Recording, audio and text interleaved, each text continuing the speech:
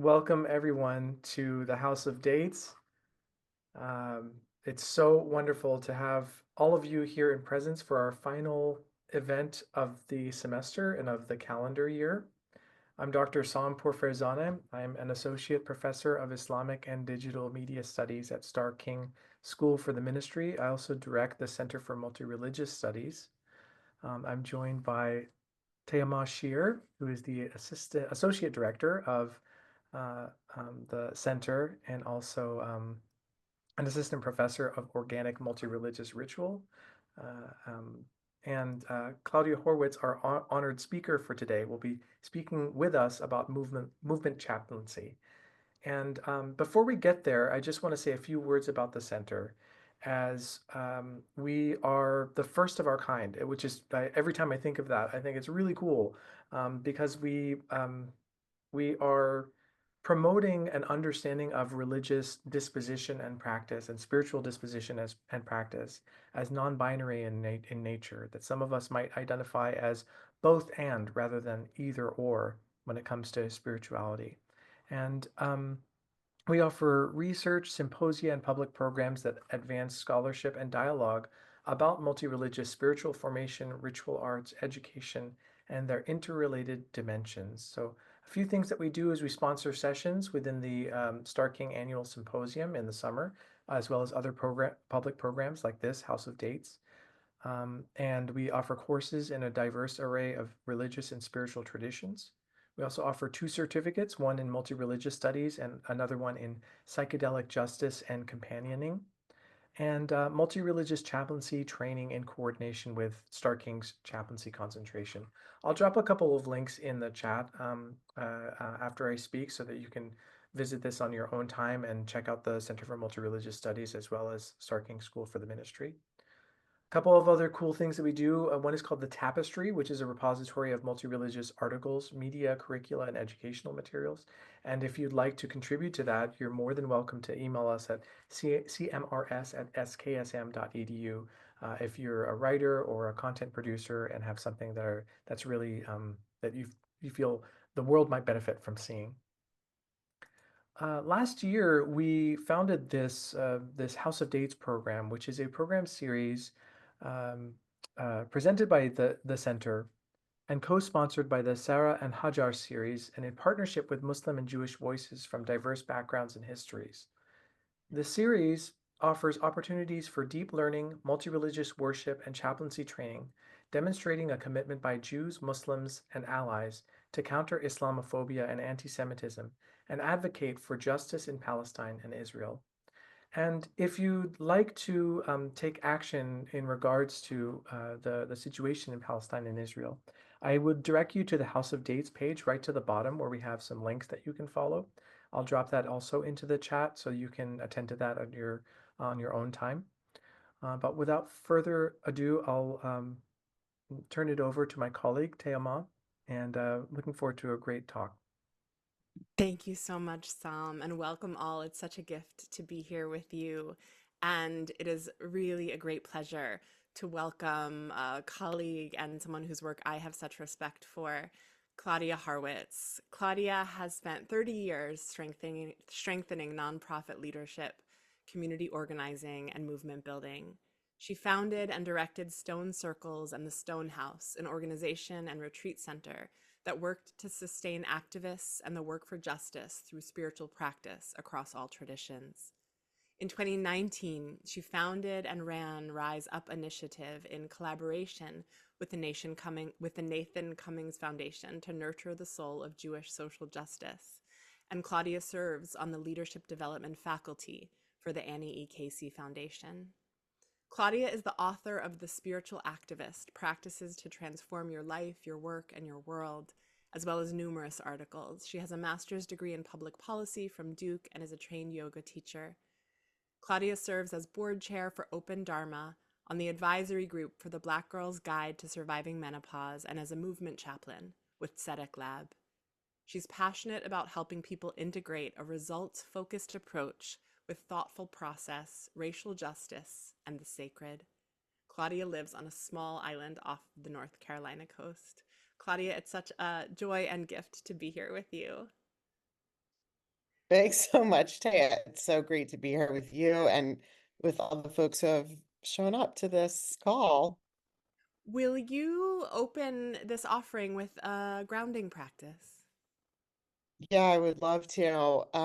Welcome, everyone. I can't see you, but I am invoking you. I am picturing you in the different environments where you are in this moment.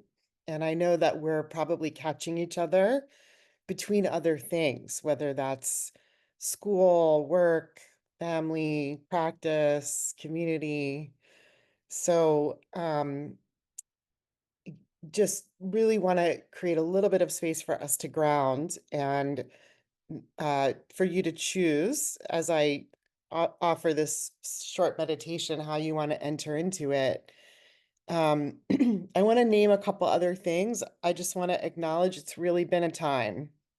It's just really been a time. And I think a lot of us are reorienting to things that uh, we maybe feared. We're trying to make sense of things. And it's also that time of year when the light is slowly ebbing. And I want to remind us that, like, some animal beings are preparing for hibernation while we may be feeling some of the frenzy of the holiday time. So there's always a good time to microdose a little wellness. And I've been talking about that more and more and thinking about it more and more in the last month. Um, so I'm going to talk us through this. And again, just if you have something else that you know will help you arrive here, you should just go for that. But I'll invite you to put your feet on the floor. And if it's comfortable, you can close your eyes or, drop your gaze down. And just start by wiggling your toes a little bit. And then let the toes relax on the ground, in your shoes, in your socks, on the floor, on the earth.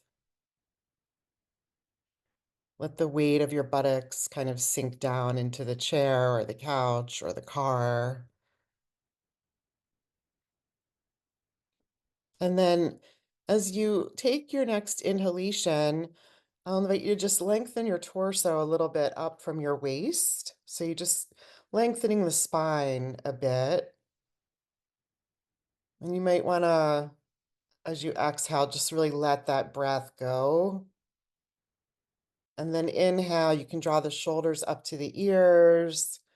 And then exhale, let them round down the back. And then see if you can connect with an anchor for your attention just for a couple of minutes.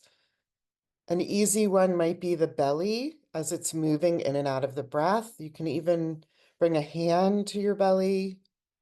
And as you inhale, you might feel the belly pushing into your hand. And as you exhale, the belly can drop back towards the back body. You could also use sound if the breath isn't a particularly comfortable or safe place for you. Just noticing the sounds inside your environment, maybe outside.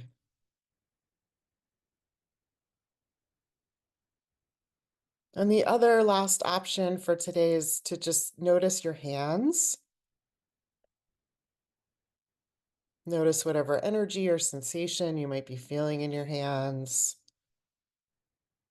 Noticing how they make contact with another part of the body.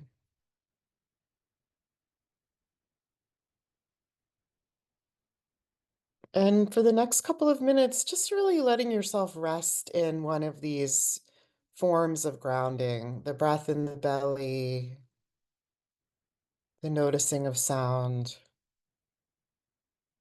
the intimacy with your hands.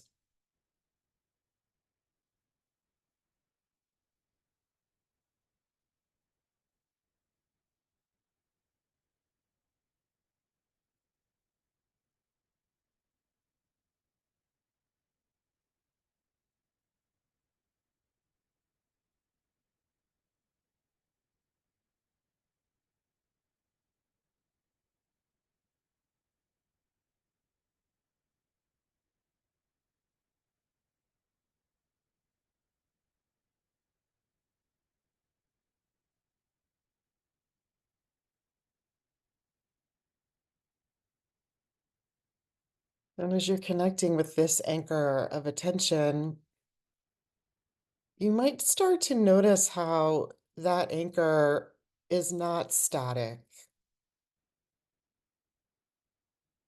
The breath has a beginning, a middle, and an end.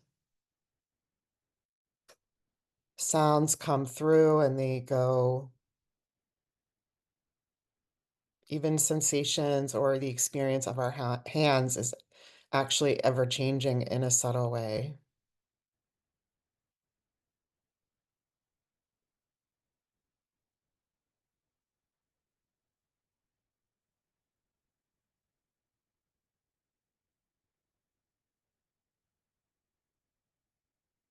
And so, lastly, in this grounding and noticing perhaps of impermanence, I want to invite you to also notice what stays, what remains as so many other things are changing.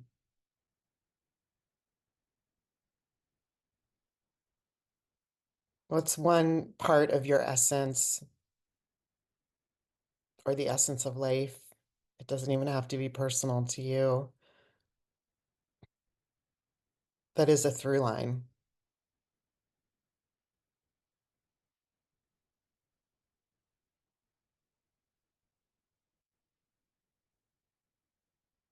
And I'll just invite you to take maybe one or two more moments with this, and then when you're ready, can uh, start to come out of that, and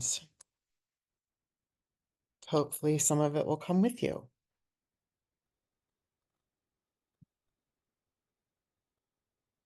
Thank you so much for this practice, Claudia. As we dive in, will you share with us a bit about what movement chaplaincy is, as well as how you came to it? Yeah, it's not something I knew much about until recently. So I'm learning as I do it and as we go. At a very core level, it's really the work of spiritual accompaniment with justice movements and the leaders and practitioners who are in those social justice movements.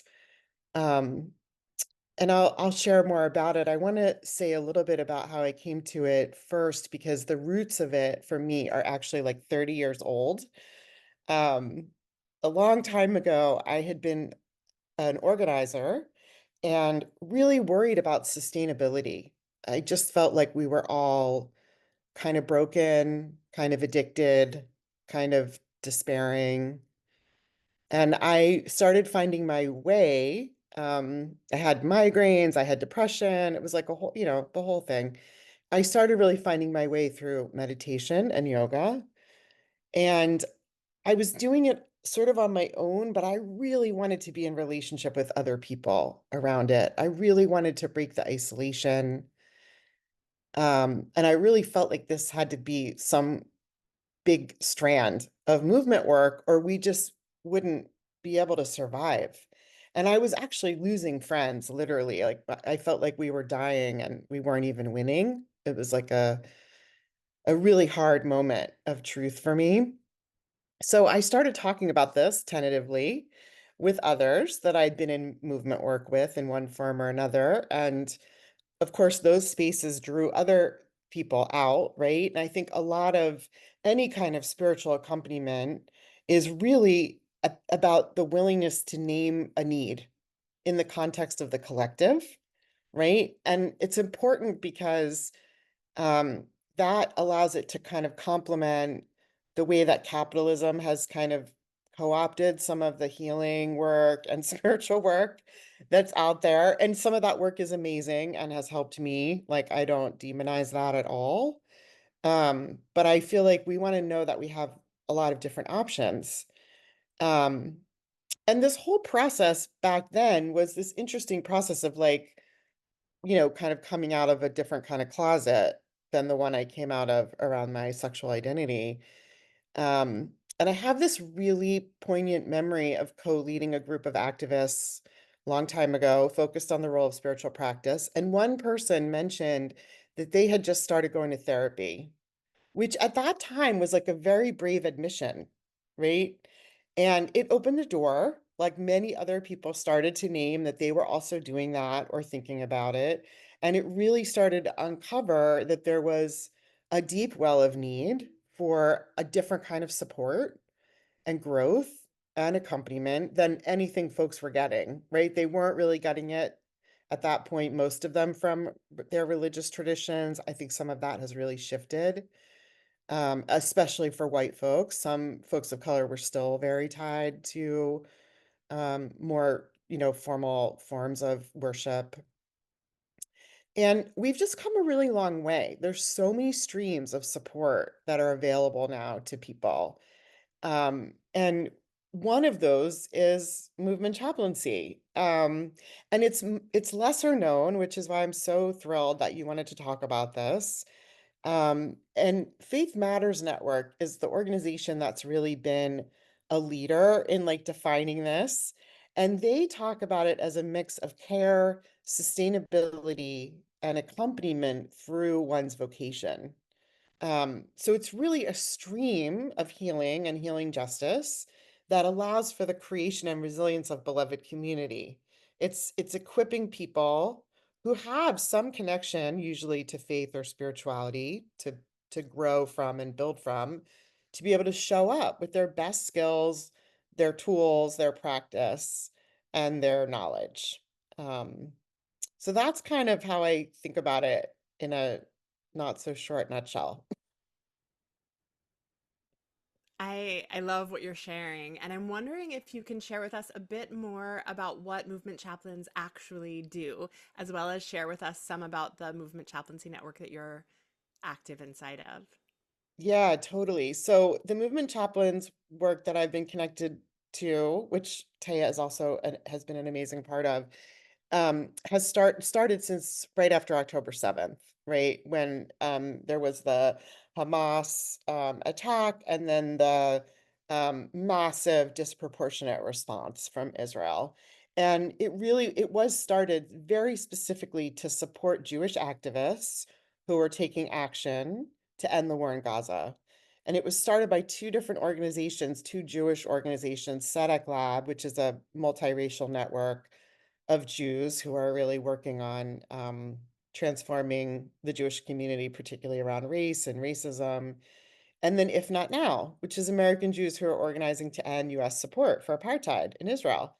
And both of these orgs knew there was going to be a massive uptick in direct action. And because we are in a very different movement moment, from jump, there was this idea to create a bastion of support for those folks. I can't remember how many we were at the beginning. Tay, you might remember, but there's like 130 of us now that are in this. 165 Oh now. my gosh, 165. And these are all folks who have said, yes, I want to show up. I want to support folks who are either out in the streets or at their, Congress people's office or doing this work of trying to transform conversations in synagogue, whatever it happens to be. I want to support them. I want to hold space for them. Um, and we've done it in two ways, which I find the dual strategy like really moving actually, because some of the movement chaplains have been largely offering one-on-one support, which means that they're using all the healing modalities and spiritual practices that they've been trained in to meet one other human being in this very intimate, way, but it is designed to be short term, right? A few sessions. It's not supplanting any kind of deeper psychological work or religious connection or spiritual practice, but it can actually really help uncover what is needed and where one can find that. And that one-on-one support, it's very customized. We have this incredible thread and the needs come in and it's literally like um seeking one-on-one support, for example, for a white queer Ashkenazi Jew who's estranged from their family because of the action they've been taking around Gaza. And maybe there's one or two other identifying characteristics. And then if you can provide support for that person, you flag it on the thread and you're matched with them, and then you dig in. And the movement chaplain is, again, holding space, right? Like there's not an agenda, there's not even a, I would say, like a healing arc, but it's really like creating the space for that person to begin to process some of their experience that they're having and to not feel so alone in it. It's been a really hard time for a lot of Jews who have stepped out around what's happening in Palestine, because of where mainstream Judaism is, because of the Judaism that most of us grew up with. It's changed some over the last, what, 12, 14, 16 months, whatever. There's more and more discomfort with what Israel's doing.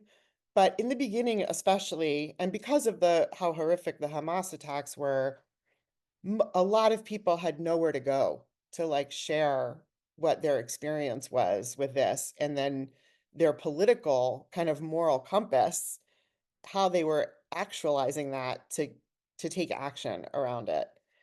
Um, and then the other prong of it is supporting groups, which is more what I've been doing. I've always really loved working with groups. I think they're just such a transformative cauldron for people. So we've convened a bunch of sessions that are ad hoc throughout the year. They offer a space for processing. Usually some kind of offering is made, like some kind of meditation or singing or prayer or silent reflection, like something to kind of help people get, underneath the cognitive. Um, and then a lot of what I've been doing is actually holding these spaces right after a large action has happened. So in some of these larger direct actions, which imagine some of you have seen some coverage of, or maybe even been a part of, um, people are often encountering circumstances that are really challenging and maybe new. So arrest, jail time, violence, and especially if it's their first time in direct action, which this movement has actually brought a lot of Jews out into direct action for the first time. So can be very discombobulating. Um, to have a space very soon after the action where it gets processed, where people get to talk about, what's come up for them. In some cases, there's also been some facilitation where leaders hear feedback around the action or offer some apology. I would say that's a little bit of an extension of movement chaplaincy. It's probably not what it was initially designed to do, but those conversations around accountability and how did this go, and we're pissed off because why did the cops get so roughed and we weren't trained for that? Um, that is real. And those conversations are often had without any attention to emotional regulation or spiritual grounding or anything that would actually enable you to have like a grounded moment around it, right? Which is what we really want for folks. Um, so that's some of what we've been doing. And did you ask me another question? I'm with that. Mostly the question is what do movement chaplains do, which I feel like you touched on, and I guess I'll add a question, which is what are the primary skills and capacities that movement chaplains need, and how do you experience or understand movement chaplaincy and those skills as distinct from or similar to other forms of chaplaincy? Yeah, great question. I mean, I think of it as like it's presence, it's space holding, it's compassion. You're setting a tone for connection and support. We all describe our roles a little bit differently depending on where we come from. Some of us come to it from facilitation, some from more Eastern practice, some from like deep rootedness in Jewish tradition, right? You come to it as a Kohenet. Like everybody comes to it a little bit different. But I think the skills are the ability to hold space and to normalize the strong emotions people are feeling, the despair, the fear, the rage, the anxiety. I think the second one is attunement, like really attuning to what's happening for people. Again, this is like below the cognitive. um, and really helping people drop into that. Um, Helping people find some self-expression, like a little bit of naming, right? Helping people touch into a little bit of regulation. Like, can they build their window of tolerance around whatever stress response they're having? It can be very small. We're not trying to, make a huge intervention. And I think the last thing that we realized um, is it's kind of offering validation, especially for leaders. And I think that came up for us a lot, especially in the first 6 months, because people never felt like they were doing enough. And you can't, you will never feel like you are doing enough to end the war in Gaza. You just won't. And so helping people understand that it is enough for this day in this lifetime, I think has actually been really huge. And, honestly, I don't know enough about other forms of chaplaincy. Um, I think about chaplaincy like that I've received or been a part of in hospitals and like healthcare settings for other people, and just how powerful it is to have someone who's actually detached from your own journey. Of course, they want you to be well, but it's not like a parent or a partner or a child or a best friend who is like hugely impacted, right, by the thing that's happening to you. I think there's some parallels with that. Um, and but different. I mean, so it would, yeah, I think there's some similarities and some differences. I so appreciate what you're naming, and particularly as you speak to the common theme of folks feeling like they're never doing enough. I'm curious, how have you found it to be helpful for folks to um, like find their particular call or path or sense of enoughness in the work? And I'm also curious what other themes you have seen arising in this kind of extended moment in the movement, and also more recently in mobilizations since the US election, or any strands like that. Yeah. Um, I mean, I think this question of enoughness is so deep, right? Because I really do think it's so connected to like late stage capitalism and so many of the other kind of domination strategies that we find ourselves a little bit at the mercy of. And a lot of this to me goes to how we hold things beyond a binary. So, like, you're enough. I'm never going to feel like enough. It's like, what's beyond that? Or how do we hold the polarity of enough, not enoughness? Right. And I think helping people see the web that they're a part of, which is one of the reasons why I love the movement chaplaincy work that happens in the collective, because you're like, okay, you're over there doing that, and you're over there doing that, and we're over here together doing this.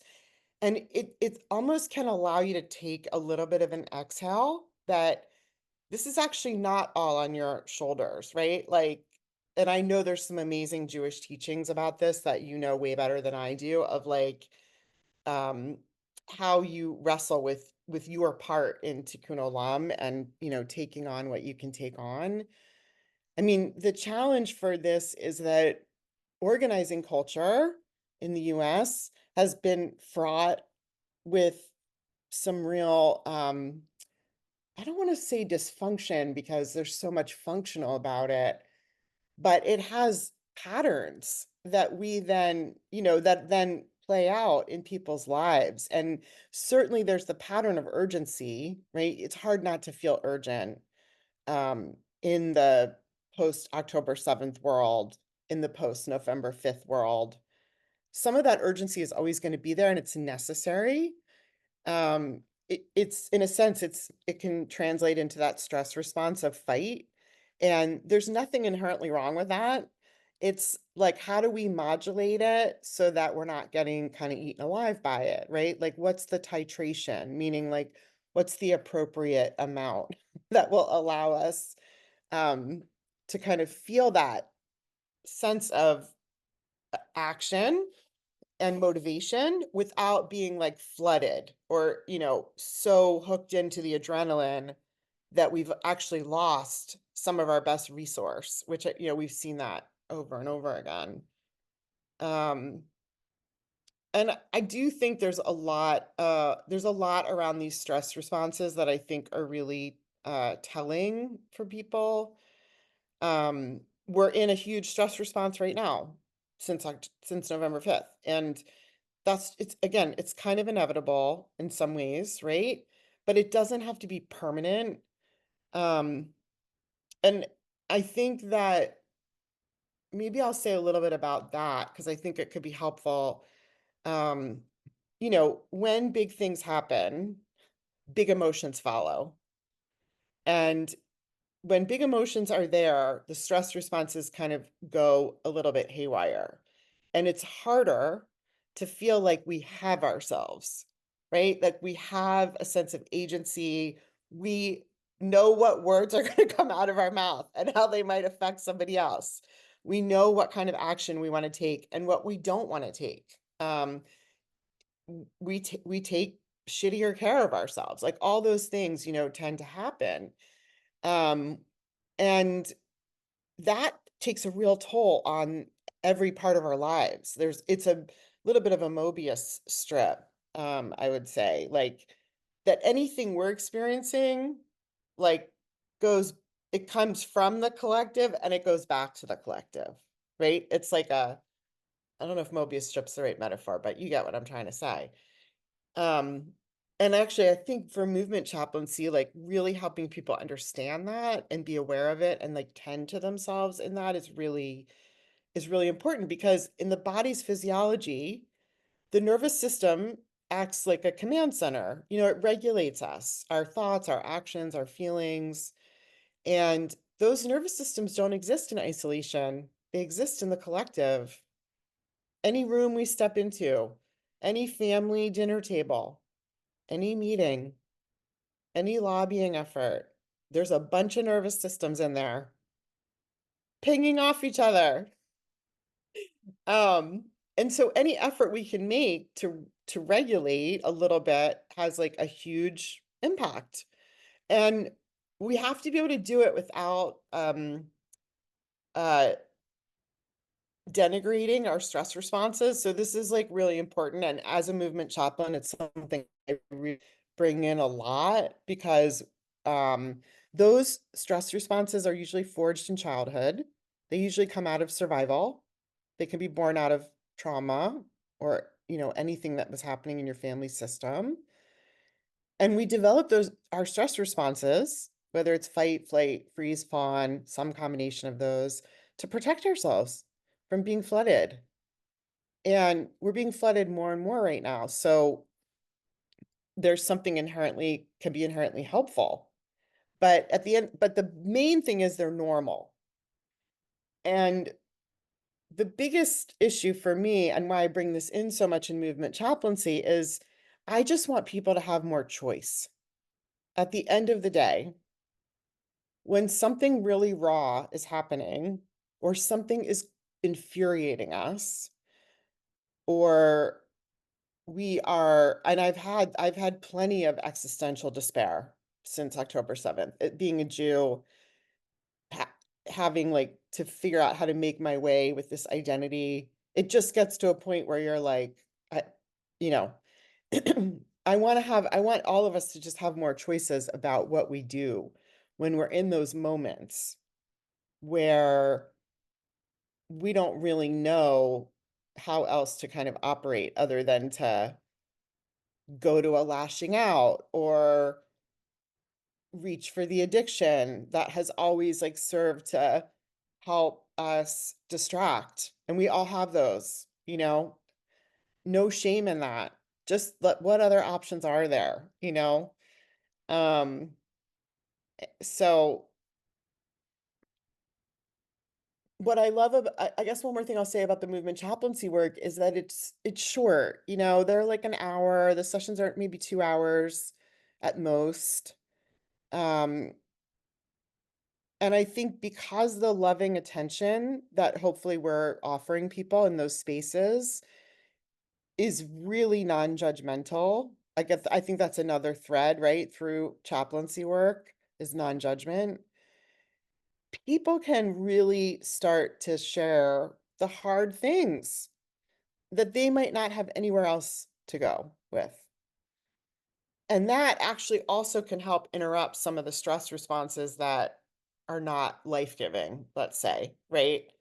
If it's submerged underground, then we just tend to like, we just build the house of cards on top of it. But if we actually open it up and like put it out there for some air and some light and some care, it can kind of go like this. It doesn't disappear, but it releases its grip. So that's often my hope when doing the movement chaplaincy work, is that literally people's shoulders are like a couple inches lower than when they came in the room. And I look for that. Have people's jaws released, a micro movement, if I can see it on Zoom, you know, has some color come back into their demeanor, like a little more vitality. Um, because a lot can happen in a short amount of time with the right, with the right intention and with people being willing to kind of hold each other.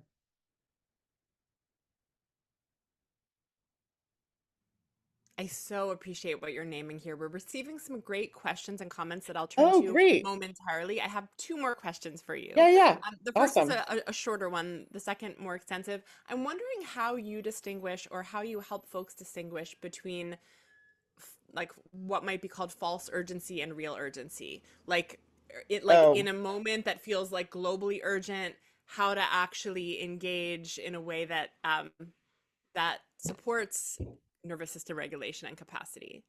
totally. Oh, it's such a great question. Okay. Here's what I'm going to say.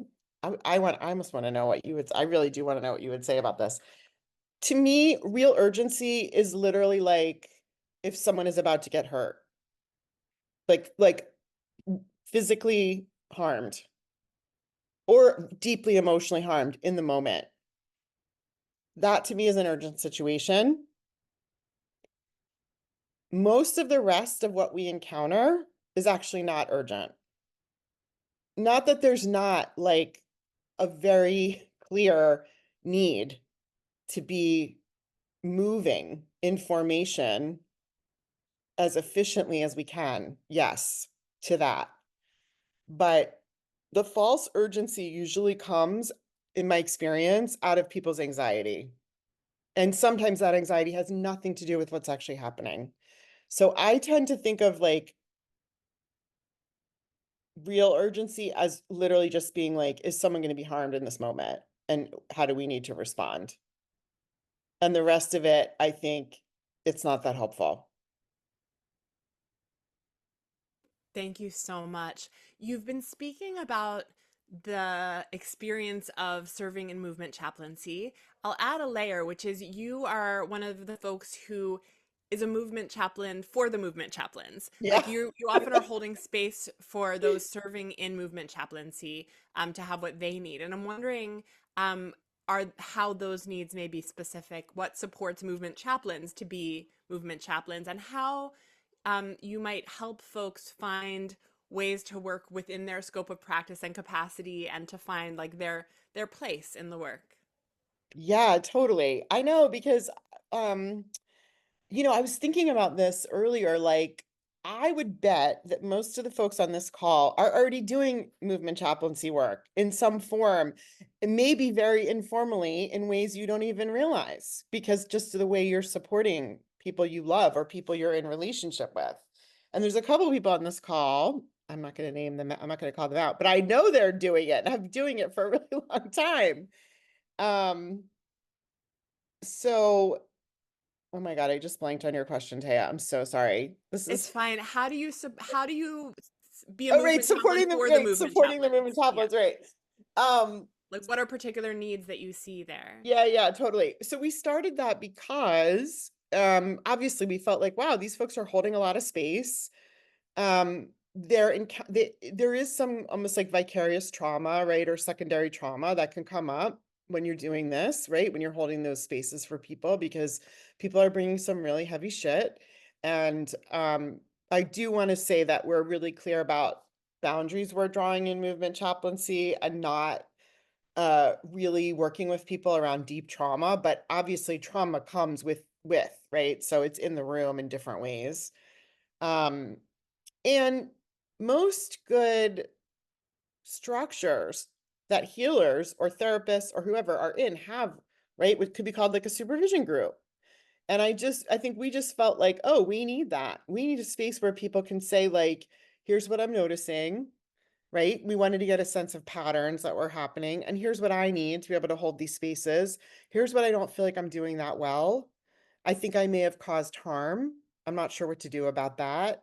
So all of those things just felt really important. And it's ebbed and flowed. It takes different forms. We were able to come up with some protocol for ourselves that felt really important. It was very much like a collective creation. Um, and I think just wanting it to not feel like, oh, we're all just going out there and doing our thing and hoping for the best, but like a little bit of peer accountability in a sense, right? Like, okay, how is it going? What are we doing well? What do we need help with? Like it just seemed like so kind of so obvious after a while. It didn't at the beginning, but then it was like, oh my God, we need to connect. Thank you so much. I really appreciate this. There are great comments and questions that have come to us directly. Some you've addressed since they've come in, but I'll just speak I'll speak each one aloud in flow.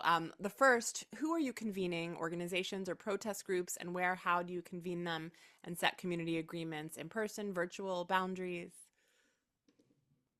Yeah, so the convening, it largely for a long time, it was very largely anyone who was taking action with If Not Now, which they have local chapters, they organize actions all over the country. But we made it much more publicly, I mean publicly in quotes, available to people, to Jews, any Jews who were taking action around Gaza. And Taya, it might be good to put that link. I have it in our doc, Yeah. to put that link about the movement chaplaincy work so people can see. Um, but honestly, like anyone could sign up. It wasn't really a hard and fast boundary. And the agreements thing, we really did. It took us a few months to get to creating protocol together, and it was a really beautiful process, messy, awesome, where we made some real agreements about how we want to handle harm, how we want to handle confidentiality, how we want to handle things like if we're worried that someone might be heading on a road to harming themselves, or if they name that, right? Like what's the responsibility we have there? Like we really we had some very skilled people with much deeper therapeutic training than me helping with that. And you want to be careful, right? Because it's not about liability so much in the legal sense. I mean, of course it's that, but it's just more like you want to be really thoughtful about how you're doing this, and that we're all on the same page enough, and we can have each other's backs with that. Thank you. I'll read another comment.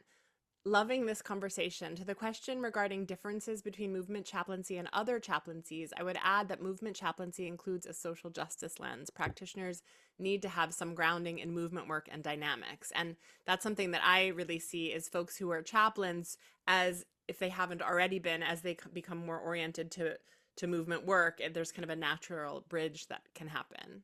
Yeah, 100%. I think I just was sort of taking that for granted, but it is the core of it. I mean, really, that is the core of it. It's healing work, but it is healing justice work for sure. And you could have all the spiritual or healing skills in the world, but if you don't have some kind of movement lens and really actually movement experience, you're not going to be that useful to someone who's just been through like 17 hours in a paddy wagon with like zip ties cutting into their wrists. Like you're not going to really know what to do with that unless you've really had your own experience um of direct action in this case, right? Like I wouldn't feel comfortable supporting activists who'd been in direct action unless I'd done that myself. That's just me. Um, and yeah, I think paying attention to the movement, knowing where it's at, and having a clear social justice ethos and experience, 100%. Thank you. And then one more comment here, but there is real urgency. People who will be harmed in this moment in Gaza, and for that matter with climate change. But we need to distinguish between when we need to act with urgency and when we can take a break and take care of ourselves. Any thoughts on that? Yeah, oh, such a good yes. I totally agree. There is urgency. We're kind of beyond urgency, right? Like we're so beyond that in a way. Um but acting with urgency can be really tricky. And I think it can often lead to there's a way to do it with like, what the Buddha would call like right relationship to urgency, right? I mean, to know that this something needs to move, yes. But if you're like tied up in knots about it, it's it's gonna really hamper, I think, the effectiveness. Um, there's so many other ways that we can respond to an urgent moment without it being like anxiety filled. So I totally agree. People are dying every day. It's out of the news. Like the urgency actually continues to grow in a sense. But the actual moments for us, there's not a lot of like in the US, there's obviously a lot of Palestinians and Palestinian Americans who are in the US that are, whose families are being killed. So that's different for those folks have a very different experience than those of us who are not having that experience. But I still want to maybe caution a little bit against moving with urgency as the primary uh pull. I think it lands us in some tricky places. One thing that I have found in my own experience of the work is in moments being like deeply and actively engaged, and then in other moments, like when in community, being able to not tap out, but to be like, oh, this colleague of mine is super engaged. I need a deep breath right now, but and really to like be in that community process of like shared showing upness.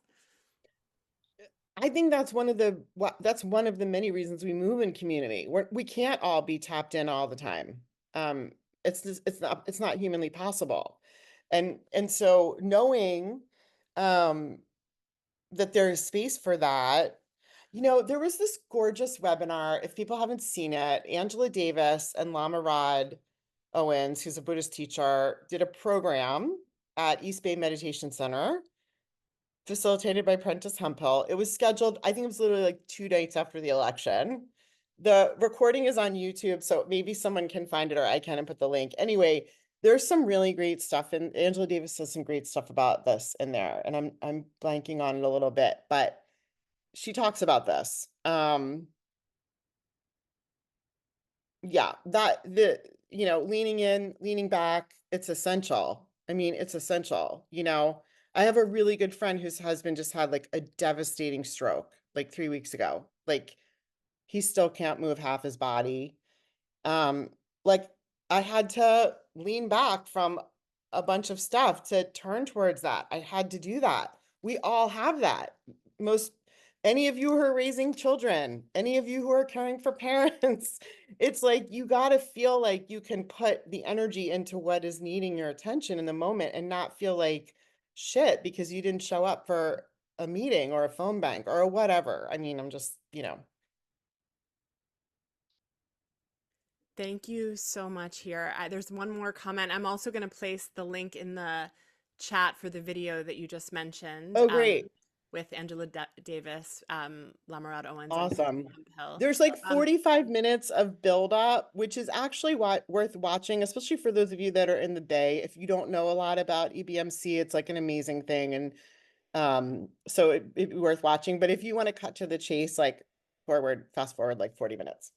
Great. Another question here. Where can we learn skills or get the training for de-escalation and movement chaplaincy, especially for those of us who work on very active urban campuses. I've been called to do this work in large, loud protests and don't know where to get the resources to do this work other than just showing up. Oh my God, such an awesome question. Yeah, okay, I'm so glad this is coming up because I have done some work with the students at Columbia who around who have been leading the encampments there. Um, and I do think it is really helpful if movement chaplains are going to be more in those situations that this person is describing, like actually on the ground, which I haven't been with this recent thing, this recent chapter, but you could be, right? You got to get some training in nonviolent action, not like what to do in how to de-escalate non-violently, and there's some amazing trainings for that. I can find some links and put them in there. Training for Change does this across the country. There's a bunch of others actually. So I will find a way to get you those resources, Taya. Maybe I don't know if it'll happen before we get off the phone, but I'm so glad somebody raised this because if you are going to walk into those situations and you're actually going to be there on the ground, you really want to have that ability, the de-escalation. You don't want to be you don't want to do it alone. So that's actually my most important thing I would say is like, however big you think the action is going to be, you want some ratio of chaplains and to the crowd, which of course is hard to predict, but I would really work on building a team, even if it's a small team, right? 5 people, 10 people who are willing to kind of play that role, who are willing to do some of that work, and then definitely get some training. And the best training is going to have you doing a lot of role plays. It's going to have you in those situations where someone is in your face or some kind of conflict is breaking out and escalating, and you get to try different tactics to do this, to diffuse. But you can only do it through like an embodied type of training. You can't learn that just from reading about it. So I love someone brought this up, and like I just want to say yes, and I will find some other resources. One thing I want to name in my own experience, and you've hinted at it, you've said it a little bit, and I'm wondering if you'll expand on it, is that often folks are very wisely considering their scope of practice in the work, and some folks may think, oh, well, the kind of work I do doesn't, like, I don't know how my kind of work fits into movement work. And I feel curious about how folks who may not be therapists or healers or chaplains in explicit senses can creatively find ways to be of support in the movement within their scopes of practice. Hmm. Yeah, I mean, I think anyone can do it. Um, I think it's probably a combination of looking at like, what is the resource you do have? What capacity do you have? Like, I know this is going to sound a little bit simplistic, but I really mean it. It's like, are you a good listener? Are you good with conflict? Are you good with talking across multiple levels of lines of difference? Like, can you handle strangers? Right, who we think of as strangers, meaning like people that hold really different identities than you. And I'm not just talking about race, class, gender. I am talking about that, but political, whatever. So it's like really just getting a sense of what everybody has, like these deep wells of skill that actually will just grow, right? As you put it to use. And then I think like figure out what you might want to learn more about and get a little bit better at. And um you never know what the thing is going to be. One of the first big actions, Jewish actions in the rotunda, it was song. And I'm sure some of you have seen those videos. It's so moving. And for those folks who were there, just incredible. They sang for hours. They sang for hours. And I'm sorry, but like we all can sing. Like everybody can sing. So like there's always that. Um, and then I think the last thing I would say is, in addition to like listening and being able to cross those lines of difference, like, do you have a compassionate heart? Which again, I would bet every single person who's on this call and watching it does. And so like, how might you be able to direct that compassion? Like, who needs that right now? And where could you show up? I mean, I just want to tell this like really quick thing of like, okay, it's just a little anecdote from a totally different world, but obviously very related. It's a story of a woman who lived on one of the tribal reservations, and she was seeing all the alcoholism, and she was like, we need a AA thing here. I'm gonna start one. She put the signs up and she put the chairs out in the circle and no one came. And the next week she was like, well, we still need it. And she put the chairs out and no one came. And this happened like for a long period of time, like actually, I think a few months. She just showed up every week, even though no one was there, and people started coming. I mean, I got really emotional thinking about it because we all know somebody like this. And there might be places in our own lives where we've been willing to do this, right? But like, where are you willing to just hold the space? Like, can you show up at the action or the whatever and just be a support in whatever way you feel called to be? Even if, nobody takes you up on anything the first or second or third or fourth time. Like, do we have the humility to do it?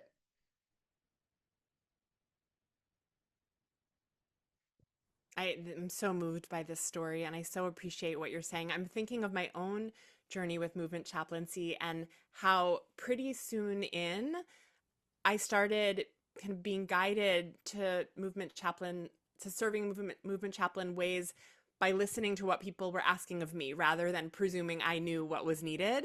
And noticing that, oh, people were asking things of me that matched what they have experienced, what they already come to me for. So people coming to me for prayer support before they go into direct action, or people coming to me for divination support when they have a big choice to make, but with explicit focus on movement work. And for me, it was really surprising. And of course, like, it's not about doing something different than I already know how to do, but finding ways to bridge that gap, and also to be bold enough to articulate um, my values, and to just understand that values articulation can be deeply permission giving, for folks who are really needing that and wanting that, and the way that community can be built by just speaking up in the ways that we can. So it may be that I can't go to a large protest because I'm immune compromised, but I can write things and give my voice in clearly and loudly in other ways. And so just kind of finding those ways to bridge the gap has been really meaningful for me. I love that, Taya. I think that's so beautifully said. Like, yeah, and it's so powerful because people do know what they need, and the, like, if we ask the right questions, and we can meet them there. And the thing I want to say about this too, maybe this is the last thing I'll say, is just that um this seems so obvious, but it's really important to say it. It's really on my mind right now because I've been working with Rabbis for Ceasefire, and we had a town hall last night. I've just been supporting them with strategy. And so this is up for me because of something that happened at the town hall. So many activists like are not necessarily deeply connected to tradition or practice. And one of the things I think movement chaplains can do is actually open a door for people. On the town hall last night, Peter Beinart from the Times was on it, and he started with this incredible story of the Mandela trial in 1964. He's from South Africa. Um, all of the white defendants who were at that on trial with Mandela were Jews, and none of them had any religious affiliation. And the prosecutor was the head of the Orthodox rabbis in the country. I know. This was a mind blower for everybody. Um, and he was sharing this because he was like, at there's a way in which what he said was that in that moment and in many moments, the further you are from Torah, right, the further you are from the holy teachings, etc., the closer you are to taking action, and vice versa. And he was like, because there was nothing like Rabbis for Ceasefire. And he was making this point that because Rabbis for Ceasefire exists, and it's really true, it's true of many other things as well, people can actually be deeply in their deep Jewishness, like way deeper than me as a kind of non-practicing secular Jew. They can be in their deep prayer and their deep ritual and in their moral and ethical values and obligations. And I think that's, in essence, maybe that's some of what movement chaplaincy is about. It's really like saying you get to show up with your spiritual resource, however you're cultivating that, and you get to be in this moral moment at the same time, that they're intimately, connected.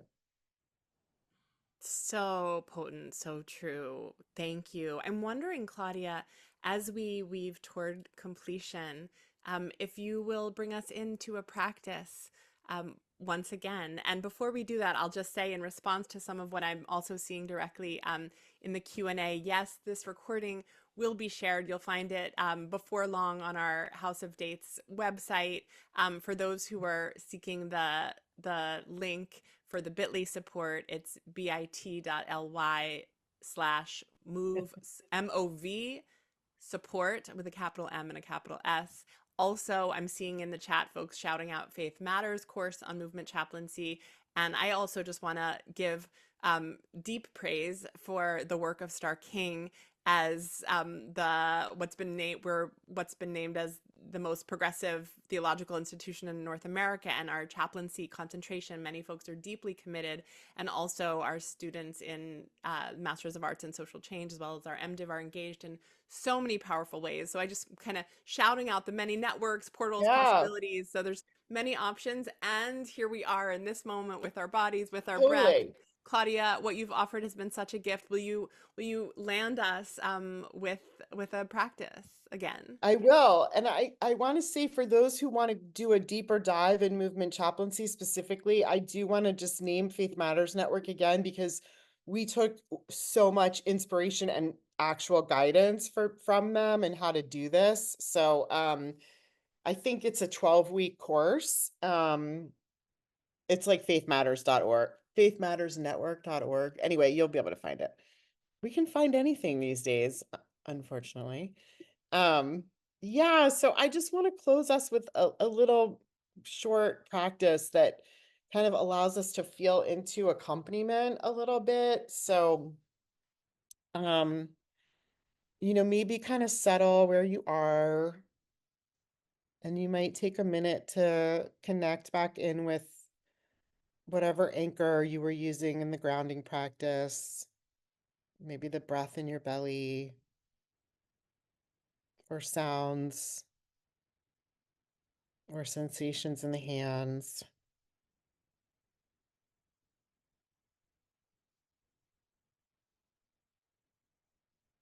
And then I want to invite you to invite in to your awareness someone from the past, an ancestor.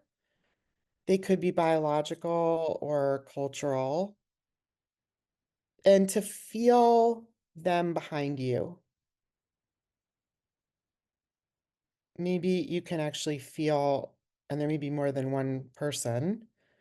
Maybe you can even feel like them with a hand on your shoulder or a hand at your back, and know how much they're cheering you on, believing in you.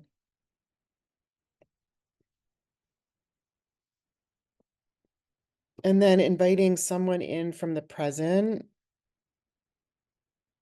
who has just really been there for you in the recent past when you've needed something or someone in that deeper way. A friend, a loved one, a clergy member, a guide, a mentor, a pet, someone that has just kind of been by your side and really helped to bolster your motivation.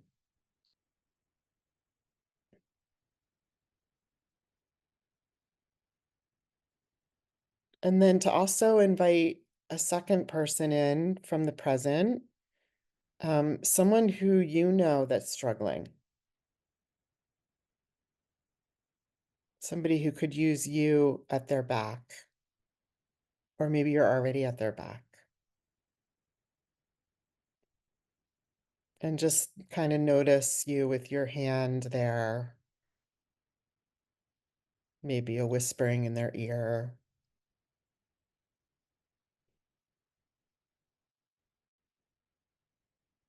And then finally, if it's possible, invite someone in from the future. It could be a biological descendant that you can imagine, a non-biological descendant, just somebody for whom you really wish the best.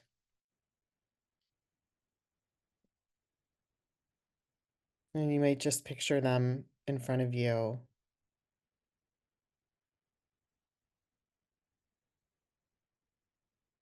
smiling at you, you smiling back, and knowing that in some way you are accompanying something good about the reality that they will inherit, even with all of its complexity and complications.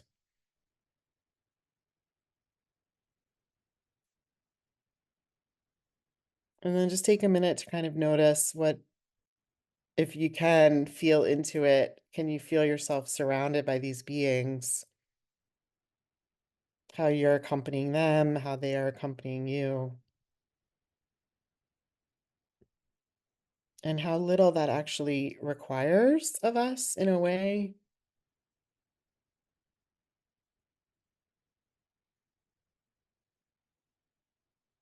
And just giving gratitude for yourself, for them, for each other.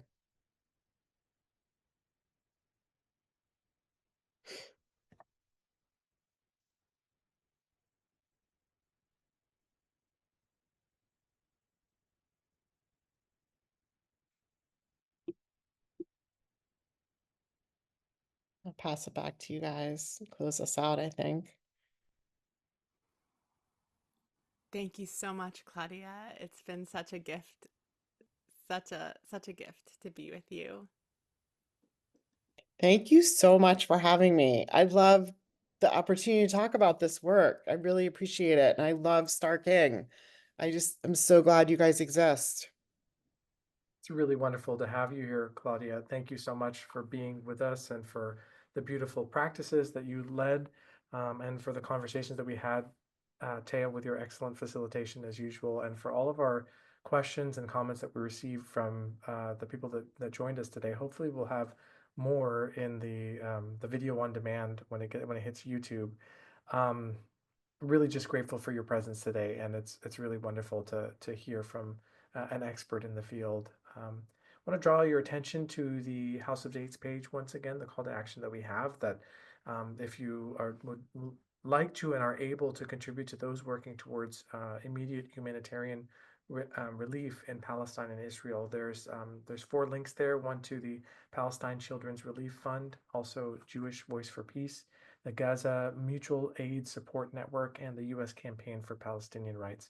We all have a role to play, and we all can do something. So please do attempt to pitch in as you can. And one final note is that the House of Eights continues into next year. We are in the midst of planning other events.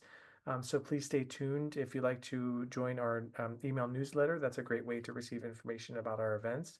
One of the things we have scoped is a viewing of Where Olive Trees Weep. I'll put that in the chat. It's just where olive trees weep.com. So look forward to that soon. Again, thank you again so much, Claudia, Taya, everyone who's joined us, everyone who's watching later, and well, I'm sure we'll see you soon.